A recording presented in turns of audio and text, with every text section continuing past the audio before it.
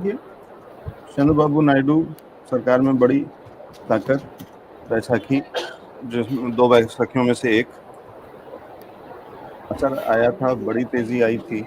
फिलहाल क्या दिख रहा है सर? बिल्कुल थोड़ा सा अभी जो वीकनेस आई है, ये कोई चिंता की पाँच सौ बात है या उनसठ अभी? 559-60 के आसपास चल रहा है फिलहाल। एंड इसी के बाद देखिए अभी प्रॉफिट बुकिंग मुझे लगता है कुछ समय तक और थोड़ी सी बनी रहेगी। नई इन्वेस्टमेंट की सलाह मैं इसमें नहीं दे सकता कहीं पर भी। मुझे इसके अंदर में तेजी अभी फिलहाल बनते हुए नहीं दिख रही है नेक्स्ट 2 महीने तक। तो हो सकता है कि कंसोलिडेट कर दे, या नहीं तो फिर नीचे में जो है वो 507 या 485 यहाँ तक भी जो है उधर सकता है।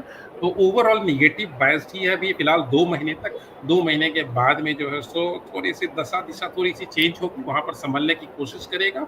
संभलते समय क्या फैक्टर्स बनते हैं उस समय देखा जाएगा। बट नई रिकमेंडेशंस, नई इन्वेस्टमेंट की सलाह मैं इसके अंदर से नहीं दूंगा। आप प्रॉफिट बुकिंग कर ली, आप प्रॉफिट बुकिंग करके बाहर आ जाए, तेजी मुझे देखनी है उसमें। लवजीत जी म्यूट पे हैं आप।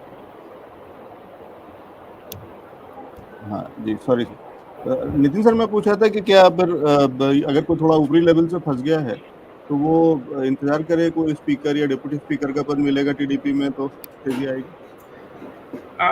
बिल्कुल मैं बोलूंगा कि अगर मिल भी जाता है तो भी देखिए स्पीकर, डिप्टी स्पीकर या इस स्टॉक की जो मैं एनालिसिस देख रहा हूँ, एस्ट्रोलॉजिकल कुंडली देख रहा हूँ, मुझे नहीं लगता है उसका रिलेशन यहाँ पर किसी तरह से बन पा रहा है।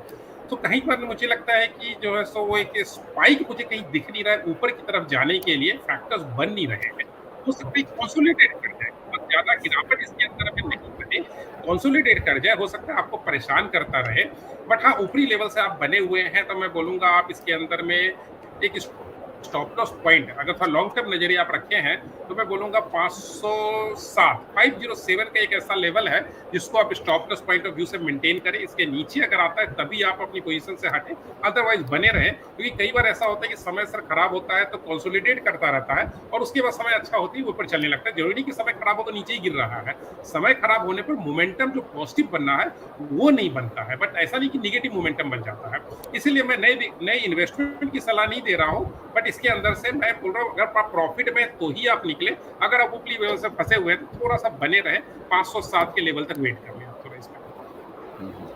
ठीक है, लेकिन बड़ा मुश्किल है क्योंकि पूरी सरकार गिराइए, फिर दोबारा से बनाइए, फ्लोर टेस्ट में फेल हो, फिर उसके बाद मंत्रालय मिले, कुछ अच्छा सा पोर्टफोलियो मिले, तब उसके बाद एक स्टॉक चले। इससे अच्छा तो फिर बाजार में बहुत कुछ चीजें हैं जहाँ पे आप निवेश कर सकते हो। जी अनिल जी।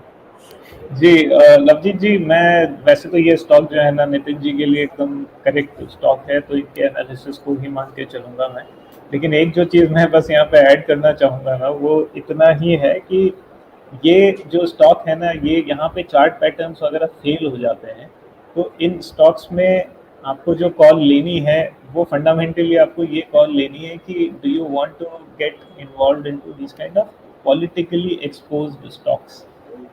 तो यहाँ पे फंडामेंटल्स अच्छे भी हों, बिजनेस भी ग्रो कर रहा है, लेकिन अगर कल को सरकार के साथ कुछ उठापटक हो जाए चंद्रबाबू नायडू जी की, तो काफ़ी संभव है कि फिर अगले 6 महीने तक या अगले साल भर तक इन्वेस्टर्स ऐसे स्टॉक के अंदर फंसे रह जाएं।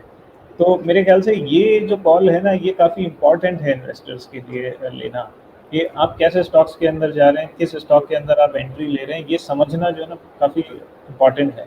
आप बिजनेस के अंदर इन्वेस्ट नहीं कर रहे हैं, आप बेसिकली एक पॉलिटिकल सिचुएशन को एक्सप्लॉइट करने की कोशिश कर रहे हैं। मेरे ख्याल से ये चीज़ बहुत अच्छे से समझनी चाहिए जो भी जिन्होंने भी ये सवाल पूछा है उनके लिए। और उसके चलते फिर उसी हिसाब से जल्दी जल्दी छोटा छोटा भी मुनाफा मिलता है तो लेकर के बाहर आ जाना चाहिए, बड़ी उम्मीदें नहीं पालनी चाहिए। जी ठीक।